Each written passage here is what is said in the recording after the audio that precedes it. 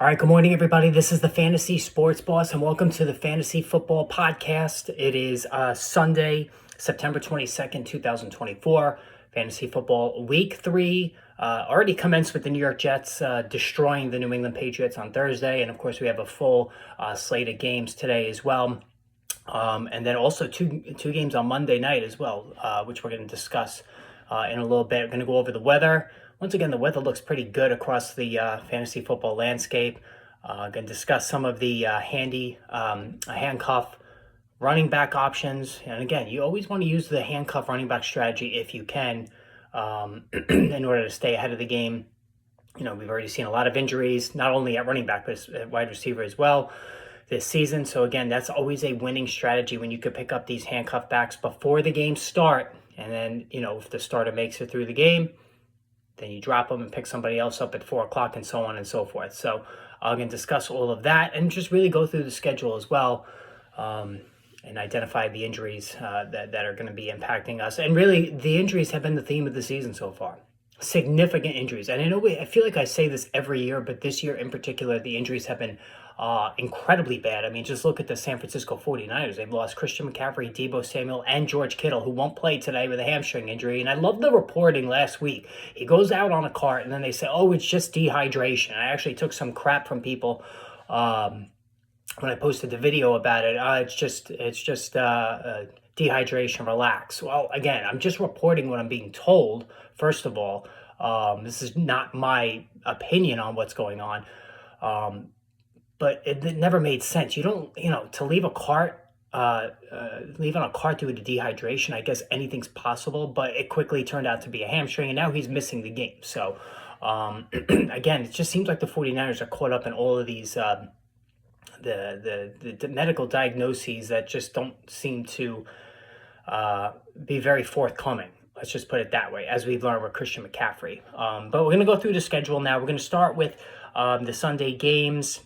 And the Giants, they're going to be visiting Cleveland, and the Malik Neighbors show. I know he's going to get a face full of Denzel Ward today, but the Malik Neighbors show hopefully will continue on. And the key for the Giants is they've gotten good pass protection so far this season. Well, really last week they got good pass protection, allowed Daniel Jones to focus in on Malik Neighbors.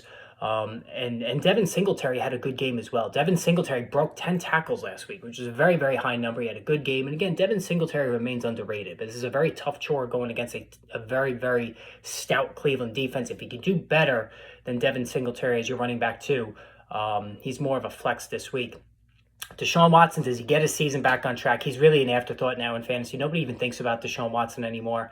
And when it becomes more about what you're doing off the field than what you're doing on the field, we have a big problem there.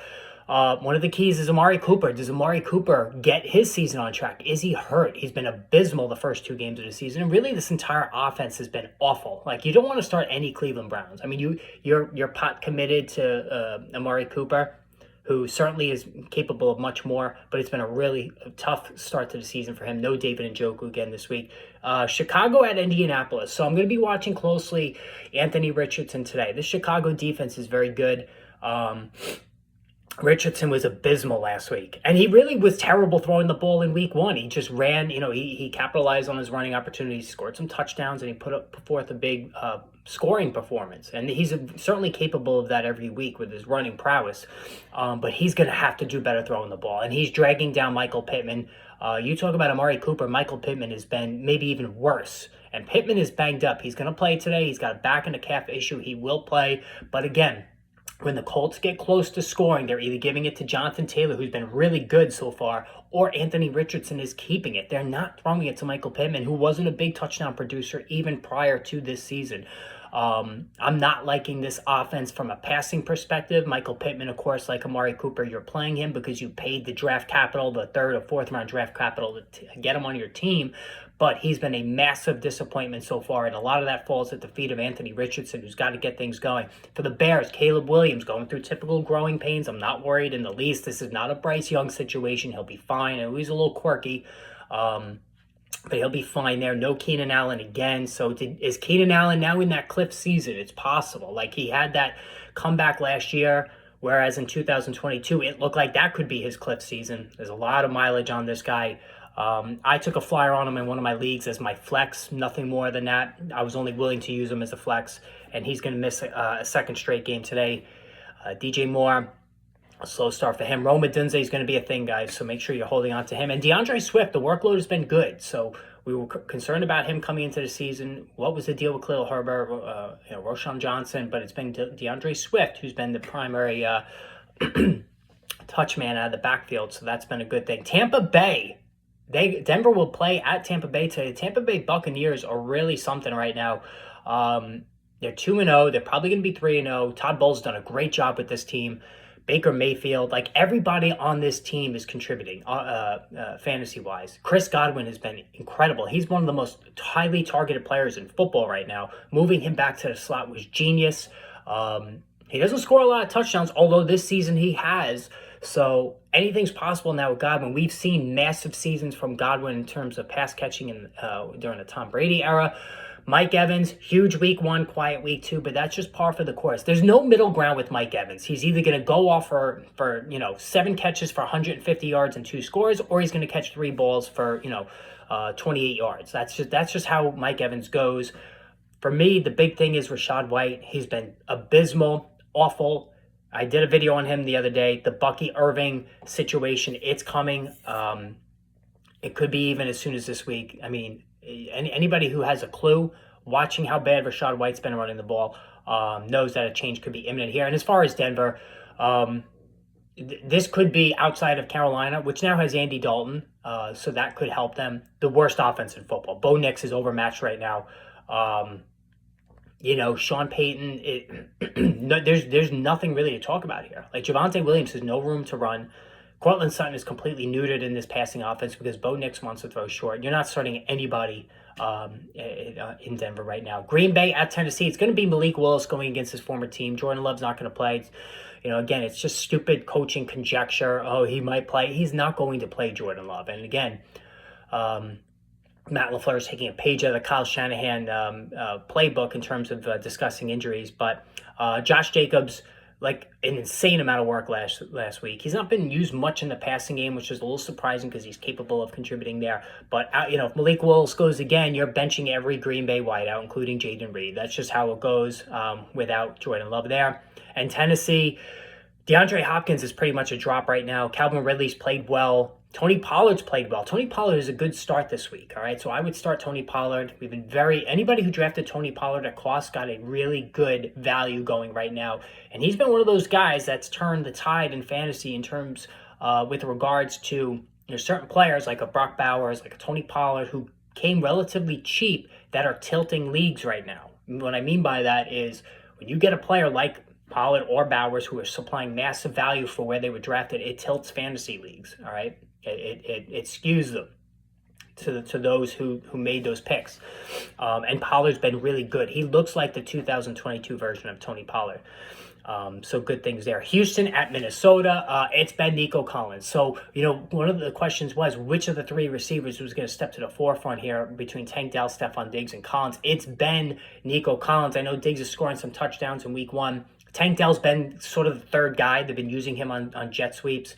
But it's been Collins, followed by Diggs, followed by Dell. Dell is really just a flex, if that.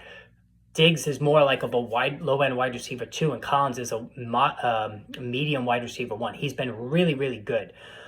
So happy to see that. And Minnesota, I mean, listen, give Minnesota credit. I've said this all along with Sam Darnold this season. It could be he needed the right situation, the right coaching. He's getting the right coaching with Kevin O'Connell. Justin Jefferson was banged up last week. He's going to play. Aaron Jones kind of split more work than I anticipated with Ty Chandler last week. I want to see how that transforms this week as well. LA Chargers at Pittsburgh. So 2 very surprising teams right now. And maybe we shouldn't be surprised, right? Mike Tomlin, all he does is win. Jim Harbaugh is playing hardball. And what I mean by that is he's running the ball 2 times to every 1 time throwing. Now, Justin Herbert has a high ankle sprain, which is scary, but he's going to try to play through it. Not sure that's advisable. this offense is what we expected it to be. It's very, very run heavy. And J.K. Dobbins, throw J.K. Dobbins in there with Tony Pollard and Brock Bowers, an even more extreme case because he came even cheaper than those two guys. J.K. Dobbins has been fantastic. Like, he really has been. He's been used on third down. He's got his speed. His previous speed, it looks to be all there. He has been phenomenal. He is tilting fantasy football leagues right now, but how can he stay healthy? How far can he take this into the season? Charger pass catchers, there's just not much happening there. I know Quentin Johnston's been solid with the touchdowns, but I'm not going to depend on him for anything. Gus Edwards is getting close to being a drop. Justin Herbert, you're only playing him in super flex leagues. The bigger story is Pittsburgh. Justin Fields is 2-0. They're going to stick with him, and I said this would happen. I was on record saying Russell Wilson really wanted to play in week 1 because he knew if the Steelers got off to a winning start with Fields, he was never going to see that job, and that seems to be what's happening here. But the passing game is just not doing much of anything. George Pickens was quiet last week. It's going to be very hot and cold with him. Fields has limitations as a passer. We know that. So that's something, to keep in mind when making your decisions. I think George Pickens is really, on talent, he's a wide receiver 1 in this offense, in this setup. He's a low end 2, maybe a high end 3.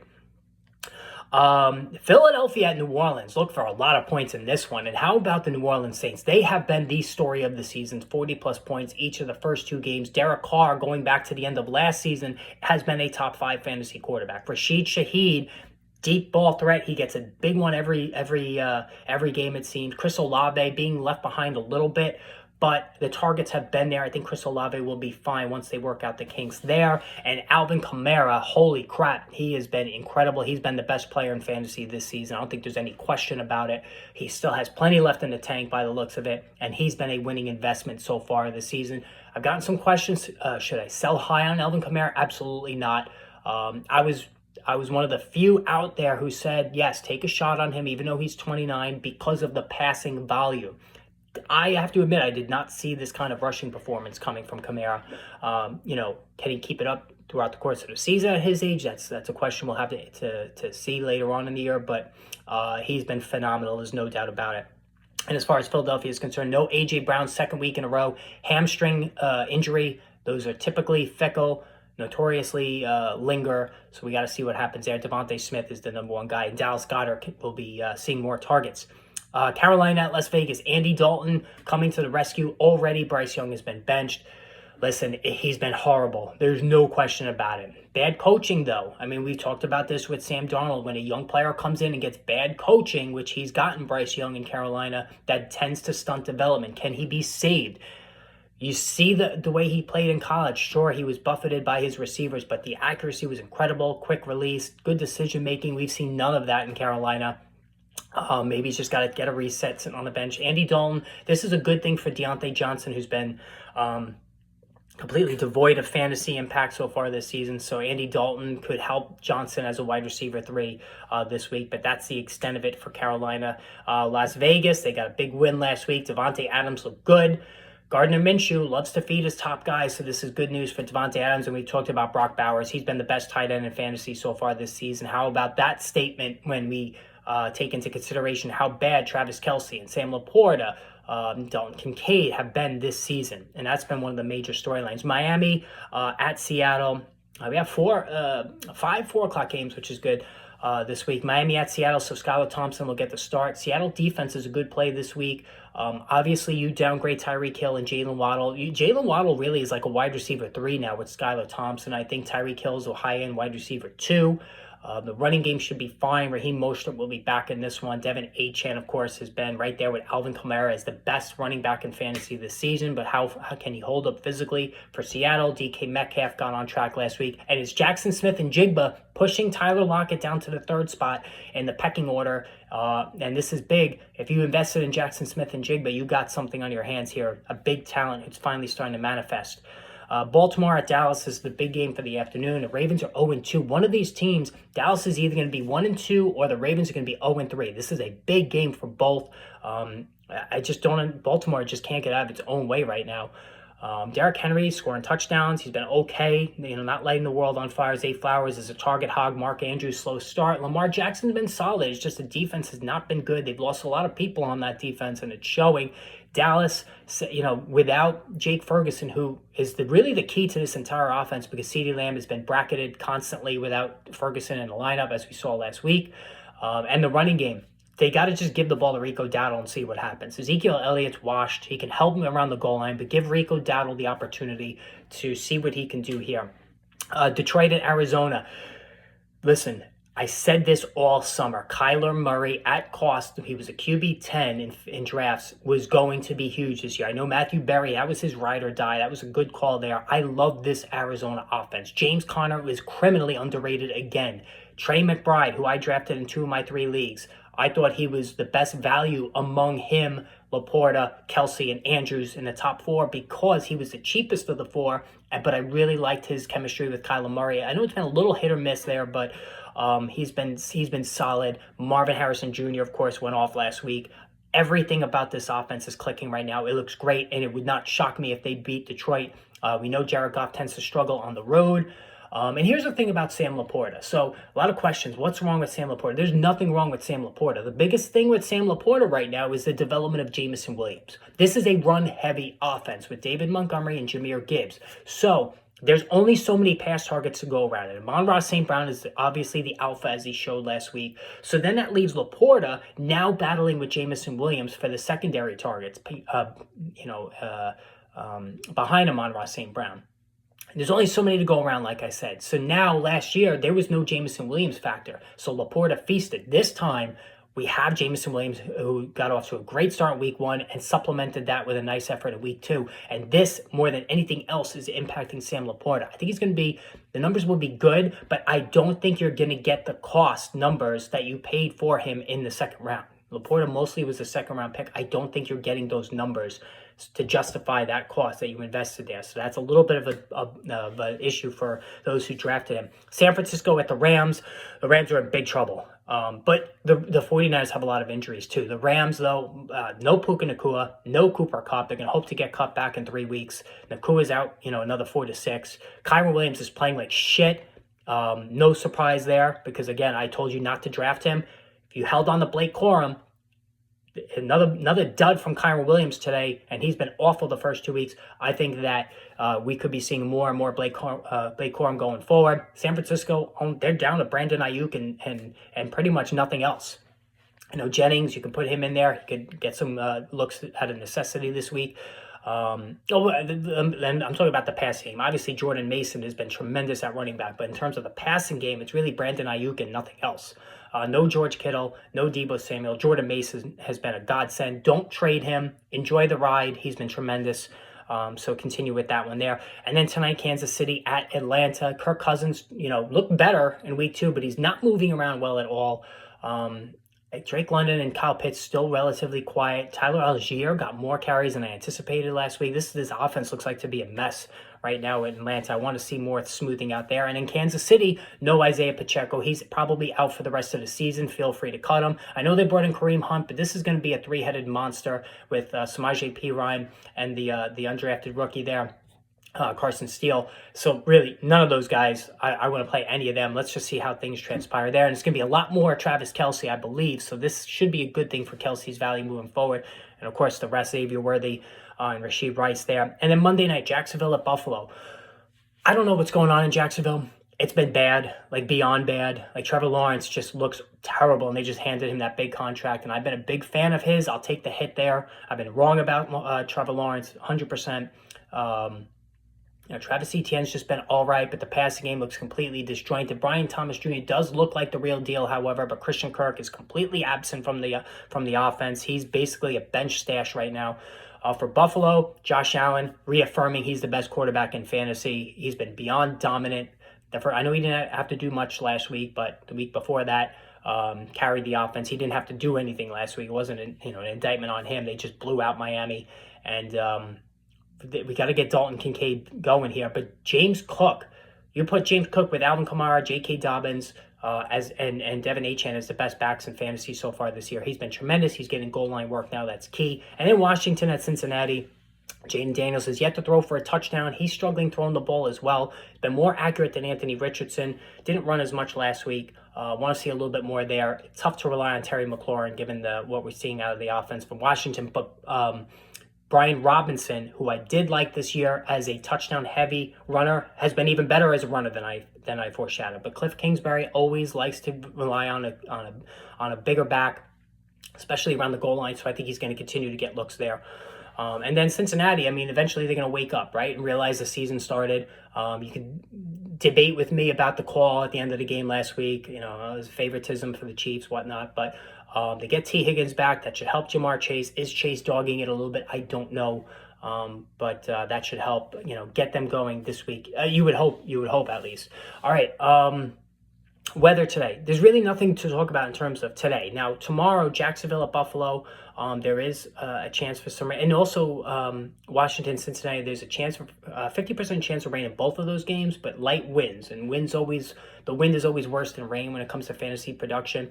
But at least for the runners in this game, it should be good because there's going to be there's going to be a decent chance at least for rain. So that will help both. Now, help the runners in both of those games. Now, as far as the handcuff running back strategy, again, the way this works is you pick up a running back prior to the game that's a handcuff. So like a Ty Chandler if you have Aaron Jones. And then if Jones makes it through the game in one piece, you drop Chandler and you go to a 4 o'clock game and you do the same thing. So looking at the 1 o'clock games, Giants, Tyrone Tracy Jr. is just an okay option. Nothing there in Cleveland. Chicago, Khalil Herbert you could pick up. That's not bad there. Denver, I don't want anybody in this Denver offense, so I'm not going to waste my time there. Tampa Bay, Bucky Irving should already be owned, so we're not going to discuss him there. Tennessee, Tajay Spears is already owned, so there's no need to go there. Green Bay, nothing to discuss there. Houston at Minnesota. Ty Chandler should be owned, especially if you're an Aaron Jones owner, but Ty Chandler would be probably the number one handcuff guy to pick up for the 1 o'clock games. Pittsburgh, both of those guys are owned. Chargers, both of those guys are owned. And then New Orleans and Philadelphia. Nothing, Jamal Williams, you really want to pick up Jamal Williams? I really don't think so. So to me, it's Ty Chandler, who's the number one pickup for the 1 o'clock games, and then Tyrone Tracy, Khalil Herbert, and then Tyrone Tracy. Those are the three that I would be looking at. Now, the 4 o'clock games, Carolina, you don't want anybody in that offense, even the handcuff running backs. For Las Vegas, Alexander Madison, I get, Zamir White gets hurt, you can pick up Alexander Madison ahead of the game, see what happens there. Miami, Jalen Wright, okay, you can pick up Jalen Wright, see if, because you have two injury-prone guys in front of him, and Raheem Mostert and Devin Achane. Seattle, Zach Charbonnet is getting a start today. Kenneth Walker's hurt again, right? So he's already owned. Dallas, nobody's picking up Elliott. Baltimore, same deal there. And then San Francisco and LA Rams, you could pick up the rookie in San Francisco if you need to. And as far as the Rams, Blake Corum should already be on. So Blake Corum would be the number one pick if he's there. And then Alexander Madison, number 2. Kansas City, Atlanta at night. Tyler Algier, obviously you pick him up if he's available before that game starts. In Kansas City, too many mouths to feed there. And Monday night it would be Ray Davis. Ray Davis in Buffalo. You pick him up before the game and see if James Cook makes it through all right. So anyway, that's all for this morning, guys. Again, hit that subscribe button. There's gonna be a lot of instant injury video analysis coming out throughout the course of the day. Anything that happens as well, newsworthy, I'll chime in on. So make sure you're a part of that. So hit that subscribe button, and I will chat with all of you later.